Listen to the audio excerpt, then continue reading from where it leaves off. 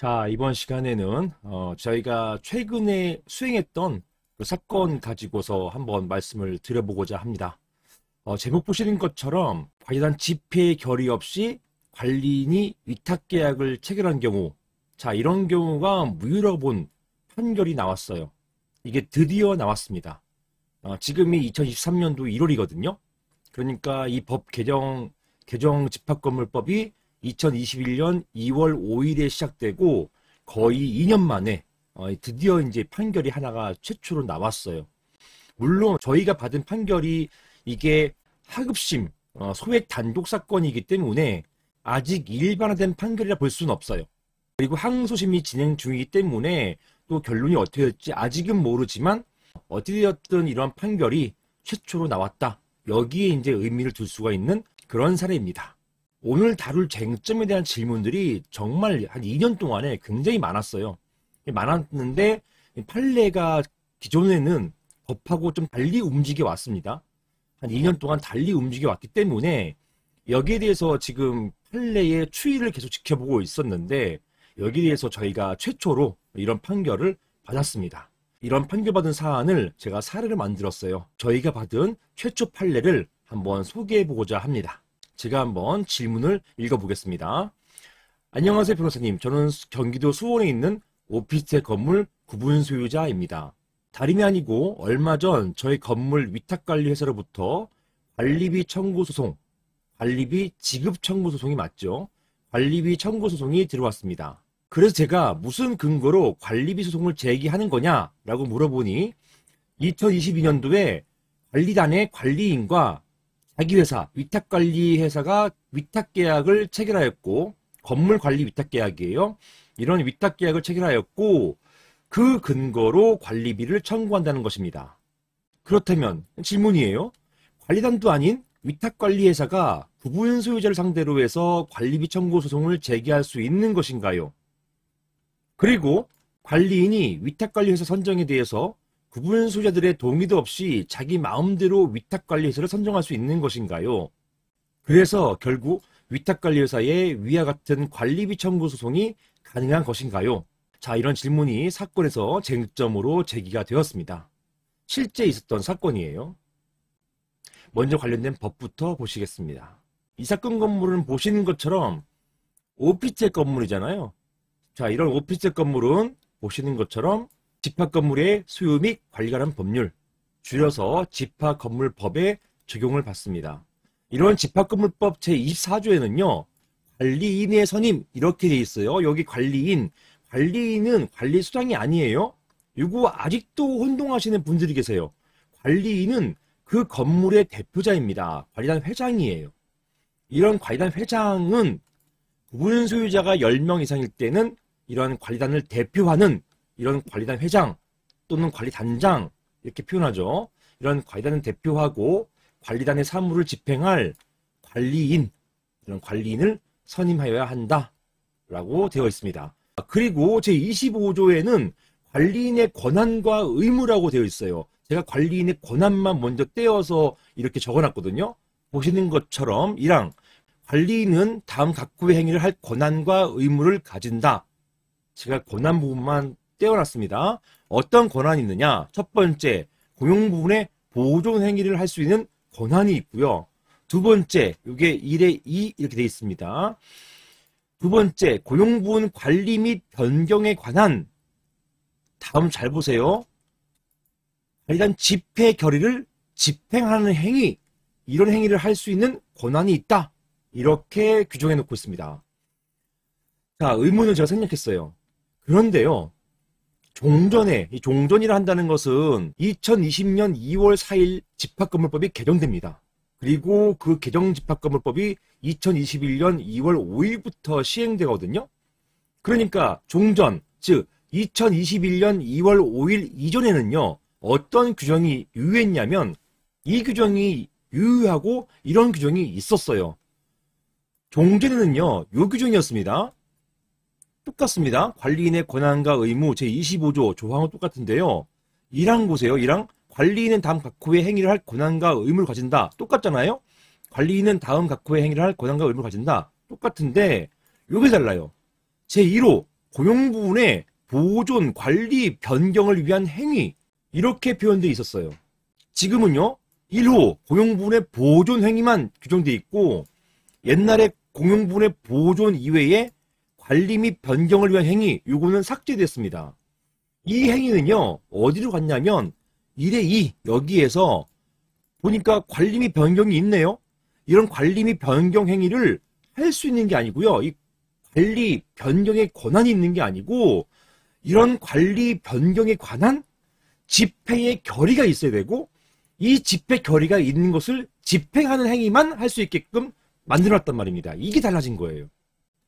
종전에는요 보존뿐만 아니라 관리 변경을 위한 행위 다 할 수 있었어요. 관리 행위가 뭡니까? 고용부분 관리 행위, 고용부분 창고나 주차장 이런 곳에 대해서 임대 놓는 행위, 그리고 위탁관리회사와 건물관리 위탁계약 체결하는 행위, 이게 다 관리 행위였습니다. 이런 행위까지도 개정된 법에서는 권한에서 빠져버렸어요. 그래서 이 빠진 것을 가지고 못하는 거냐? 이게 이제 문제가 된 것입니다. 법만 가지고 보면요. 관리 및 변경 행위는 빠졌기 때문에 이제 권한 범위에서 빠졌기 때문에 못하는 것처럼 해석될 수가 있어요. 그리고 관리 변경 행위는 이렇게 집회를 매번 열어가지고 여기 결과에 따라서 집행하는 행위만 할 수 있도록 만들어놨단 말입니다. 법이. 문제는요. 이것을 실행하려다 보니까 이 전제가 뭐냐면 이게 가능하려면 이 변경된 법이 문제없이 가능하려면 일단 집회 결의 여는 게 쉬워야 돼요. 매번 열어가지고 쉽게 이 결의가 이루어지면 문제가 없습니다. 근데 집회 결의 굉장히 열리기 어려워요. 이 법을 만드신 이 입법자들이 이런 걸 생각한지 모르겠어요. 취지는 좋아요. 취지는 관리 변경을 관리인이 마음대로 하다 보니까 자꾸 전횡의 문제, 마음대로 어떤 관리인이 행위한다는 것 때문에 분쟁이 많이 생긴단 말이에요. 이걸 막고자 법 개정한 거 충분히 이해합니다. 문제는 이런 관리 변경 행위가 진짜 필요한 경우, 필요할 때마다 집회를 열어야 되는데 이 집회 여는 게 쉽지 않단 말이에요. 항상 어려워요. 이게 어려워요. 그러다 보니까 이런 관리 변경 행위에 대해서 어떻게 하느냐. 변경은 솔직히 이게 건물의 어떤 구조를 변경하는 것이기 때문에 좀 어렵거든요.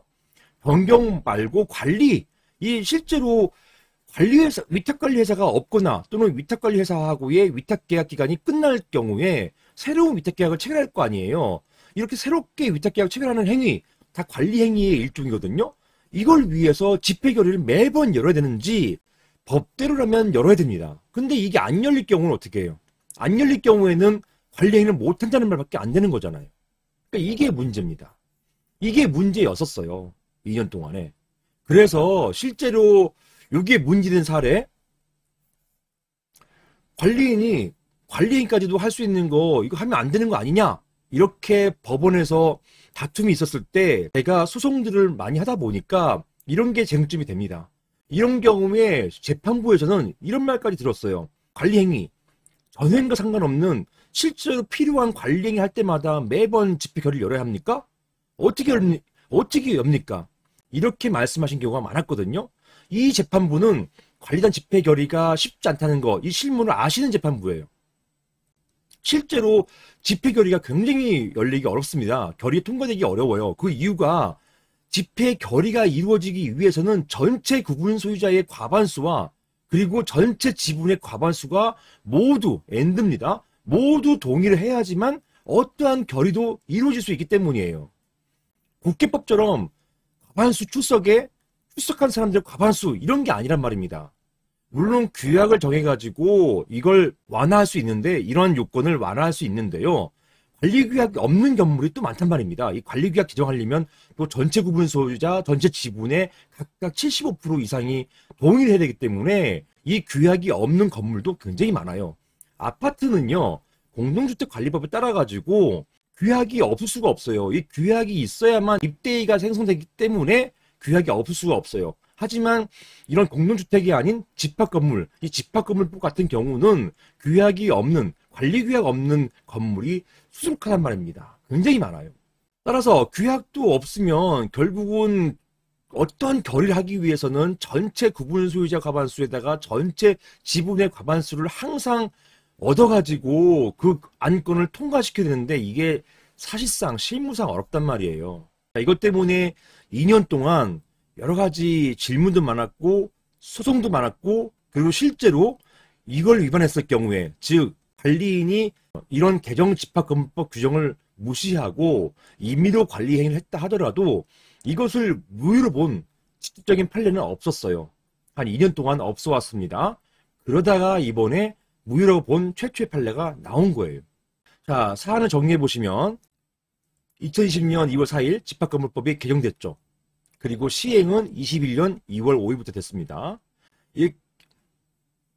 자, 이런 개정 전에는 관리인의 권한으로 고용 부분의 보전, 관리, 변경까지도 모두 할 수 있는 것으로 이렇게 되어 있었어요. 이렇게 포괄적인 권한을 가진 것으로 되어 있었습니다. 자, 보시는 것처럼 사안을 정리해 보겠습니다. 2020년 2월 4일 집합건물법이 개정됐죠. 그리고 시행은 21년 2월 5일부터 됐습니다. 이런 개정 전에는 관리인의 권한으로 고용 부분의 보전, 관리, 변경까지도 모두 할 수 있는 것으로 이렇게 되어 있었어요. 이렇게 포괄적인 권한을 가진 것으로 되어 있었습니다. 자, 반복된 얘기입니다. 이후에 집합건물법 개정으로 관리인은 고용 부분의 보존 행위만 할 수 있는 것으로 되었고 관리 및 변경 행위는 관련 집회를 개최해서 그 결의에 따라서 집행하는 행위만 할 수 있는 것으로 되었습니다. 개정 이유가 보통 있는데요. 개정 이후에는 왜 이렇게 개정했는지가 명시가 안 돼 있어요. 안 돼 있지만 추측건데 관리인의 전횡, 즉 관리인이 마음대로 어떤 행위를 하는 것을 막기 위해서, 즉 방지하고자 이렇게 한 것으로 추측해 볼 수가 있습니다.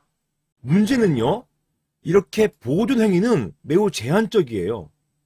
대부분의 행위는 관리 행위거든요. 관리인이 관리 행위나 변경 행위를 하기 위해서 매번 이런 집회를 개최하는 것도 현실적으로 어렵습니다. 그러다 보니까 실무에서는 이런 개정법을 무시해 왔어요. 무시하고 위탁관리업체 선정, 주차관리 방식의 변경, 주차장을 임대 놓는 것, 이런 것들 전부 고용보험 관리 행위인데요. 이런 것들을 임의로 하고 있었습니다. 그리고 이게 문제된 경우에 법원이 특별히 이것을 무효다 이렇게 본 예는 지금까지는 없었어요. 자, 그러다가 최근에 저희가 수행한 이 사건에서 드디어 이런 판결은 나왔습니다. 즉, 개정집합금법 이후에 관련 집회 결의 없이 관리인과 위탁회사가 건물관리 위탁계약을 체결한 것은 무효, 이런 취지의 하급식 판결이 나왔습니다. 이게 이제 소액 단독 사건이라서 아직 일반화된 사건이라 보기는 어려워요. 그리고 말씀드린 것처럼 항소심 진행 중이라서 결과가 바뀔 수도 있습니다. 이런 판결이 아직 일반화된 것은 아닙니다. 하지만 관리인의 권한에 대해서 개정집합건물법을 엄격히 적용해서 판단한 최초의 판례라는데 그 의미가 있다고 할 것입니다. 이런 판례에 의하면요. 그리고 이런 판례가 일반화될 경우에 상과 같은 경우에 관리회사가 적법하게 관리단과 위탁관리계약을 체결한 것이 아니기 때문에 관리비 징수 권한도 있다고 할 수 없습니다. 이 사안 같은 경우 관리비도 징수할 수 없는 거예요. 따라서 이러한 관리회사가 제기한 관리비 소송은 결국 위법해지는 것입니다. 만약에 관리비 소송을 하고 싶으면 어떻게 해야 돼요? 결국 위와 같은 관리인과 위탁관리회사 간의 위탁계약을 추인하는 그러한 관리단 집회의 결의가 있어야 할 것입니다. 그래야 유효가 되는 것이에요. 자, 제가 본 판례가 이거예요. 보시는 것처럼 집합건물의 소유 및 관리하는 법률 제16조에 따르면 집합건물의 고용부분 관리 행위에 관하여 규약에 달리 정하지 않는 이상 통상에 관련 집회 결의로 결정해야 하고 집합건물법 제25조 1항 제1의 2호에 따르면 관리인은 고용부분 관리에 관한 관리단 집회 결의를 집행하는 행위를 할 수 있을 뿐 고용부분 관리 행위를 독자적으로 할 수 없다고 해석된다. 이렇게 봤어요. 따라서 이 사건에서는 관리단 규약이 존재하지 않고 이 사건 위탁계약 체결, 즉 관리인과 위탁관리회사 간의 위탁계약 체결, 건물관리 위탁계약 체결 이걸 말하는 것이에요. 이런 체결에 관한 집회의 결의가 없었음은 당사자 사이에 다툼이 없다. 이 사건 위탁계약을 체결하는 것은 고용부분 관리행위에 해당된다. 이렇게 봤어요. 따라서 관련 집회 결의가 필요한데도 이를 거치지 않았으므로 그래서 무효로 본 것입니다. 무효를 받기 때문에 원고, 관리회사예요. 관리회사가 관리단으로부터 관리 업무를 적법하게 위임받았다고 볼 수 없다. 무효이니까. 이것을 보완하기 위해서는 어떻게 된다? 괄호로 썼습니다. 집행결의로 추이를 받아야 되는 것이에요. 결국 원고, 관리회사의 관리 업무 권한을 인정하기 어려우므로 위탁관리계약이 무효이기 때문에 관리 업무 권한도 없다. 이렇게 본 것이죠. 원고가 이 사건 건물의 구분 소유자에게 직접 관리비를 청구할 당사자 적격이 없다고 판단된다. 그래서 결론은 각하가 되었습니다. 자, 이제 질문으로 돌아와 볼게요. 보시는 것처럼 관리단도 아닌 위탁관리회사가 구분 소유자 상대로 해가지고 관리비 청구 소송을 제기할 수 있는 것인가요? 만약에 적법하게 위탁관리계약을 체결됐다면 이 경우에는 판례가 특이하게 관리회사에게 관리비 징수 권한을 줘요. 이게 소송 신탁이라 하는 건데 예외적으로 인정하고 있습니다. 여기에 대해서는 이제 주된 쟁점이 아니라서 제가 깊이 말씀드리지 않겠지만, 만약에 적법한 관리회사라고 한다면 이 회사가, 관리단이 아닌 회사가 관리단을 대신해가지고 관리비 청구 소송 제기할 수 있어요. 관리비 징수 권한은 관리단에게 있는데 이것을 관리회사가 소송 제기하는 것, 이게 보통은 안 되거든요. 이런 소송 신탁은 안 되는데 예외적으로 인정해 주는 경우가 바로 이런 사례예요. 아무튼 가능합니다. 가능한데 전제는 뭐다? 적법한 위탁관리 회사여야만 되는 것이에요.